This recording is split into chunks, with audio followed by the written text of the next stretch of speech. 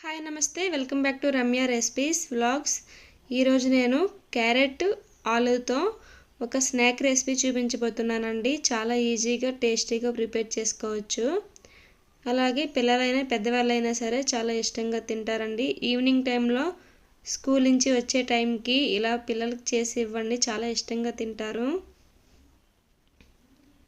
చేసుకోవడం కూడా చాలా ఈజీ. ప్రాసెస్లోకి వెళ్ళిపోదాం. ముందుగా దీనికోసం ఒక క్యారెట్, ఒక ఆలు, కొంచెం కొత్తిమీర, 2 పచ్చిమిర్చి ఇలా ఈ విధంగా తురుముకొని పెట్టుకోవాలి. ఇప్పుడు వీటన్నిటిని ఒక బౌల్లో వేసుకోవాలి. ఒక medium size carrot, medium size బంగాళదుంప అయితే సరిపోతుంది. అలాగే 2 పచ్చిమిర్చి చిన్న ముక్కలుగా కట్ చేసుకొని వేసుకోవాలి. ఇప్పుడు ఇందులో 1/4 కప్పు బియ్యం పిండి వేసుకోవాలి. అలాగే 2 టేబుల్ స్పూన్లు కార్న్ ఫ్లోర్ వేసుకోవాలి. ఇప్పుడు 1/2 టీ స్పూన్ సాల్ట్ వేయాలి. అలాగే 1 టీ స్పూన్ అల్లం వెల్లుల్లి పేస్ట్ వేసుకోవాలి. వీటన్నిటిని బాగా కలిసేలా కలుపుకోవాలి. ఇప్పుడు ఇందులో 1/2 టీ స్పూన్ జీలకర్ర వేయాలి. వీటన్నిటిని బాగా కలిసేలా ఒక పిండి ముద్దలా బాగా కలుపుకోవాలి. ఇందులో ఇంకా వాటర్ ఏమీ వేయాల్సిన పని లేదండి. బంగాళదుంప క్యారెట్లో ఉన్న తడే సరిపోతుంది. ఇన్ కేస్ మీకు వాటర్ కానీ పడితే 2-3 టేబుల్ స్పూన్ వేసుకుంటే సరిపోతుంది. ఈ విధంగా కలుపుకున్న పిండిని ఇప్పుడు ఈ విధంగా రౌండ్గా ఇలా బాల్స్లా చుట్టుకోవాలి. లేదంటే ఇలా మనకు నచ్చిన షేప్ చేసుకోవచ్చు.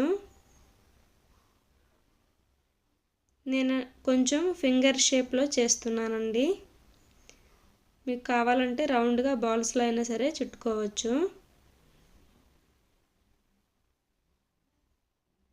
ఇలాగే పిండి మొత్తాన్ని చుట్టుకొని ఒక ప్లేట్లో పెట్టుకోవాలి. ఇప్పుడు స్టవ్ ఆన్ చేసి కళాయి పెట్టుకొని ఆయిల్ వేసుకొని హీట్ చేసుకోవాలి.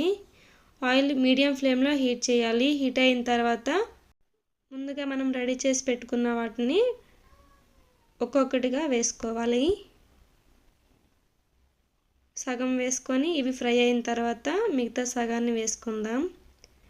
మీడియం ఫ్లేమ్లోని ఫ్రై చేసుకోవాలండి. అప్పుడే లోపల వరకు వేగి చాలా టేస్టీగా ఉంటాయి. హై ఫ్లేమ్లో వేయించినట్టయితే బయట త్వరగా వేగిపోయి లోపల ఉడకదు. అలాగే సిమ్లో వేయించిన ఆయిల్ బాగా పీల్ చేసుకొని సరిగ్గా వేగవండి. మీడియం ఫ్లేమ్లోనే బాగా ఫ్రై చేసుకోవాలి. ఈ గోల్డెన్ బ్రౌన్ కలర్లోకి వచ్చిన తర్వాత వీటిని తీసుకొని ప్లేట్లోకి వేసుకోవాలి. ఇవి చల్లారిన తర్వాత ఇంకొంచెం డార్క్ అయిపోతాయండి.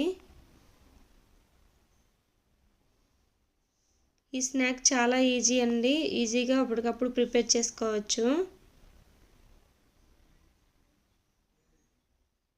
అన్నీ మనం ఇంట్లో ఉన్న వాటితోనే ప్రిపేర్ చేస్తున్నాం కదా, చాలా సింపుల్గా చేసుకోవచ్చు ఎవరైనా సరే. సాస్ లేకపోయినా సరే ఊరికనైనా సరే తినేయొచ్చండి. ఇంతేనండి, రెసిపీ రెడీ అయిపోయింది.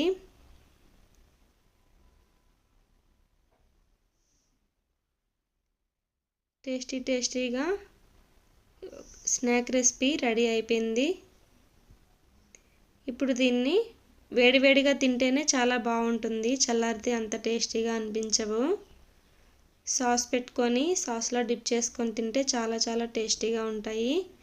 ఇంతేనండి, రెడీ అయిపోయినాయి. ఈ రెసిపీ మీకు నచ్చినట్టయితే నా ఛానల్ని లైక్ చేసి షేర్ చేసి సబ్స్క్రైబ్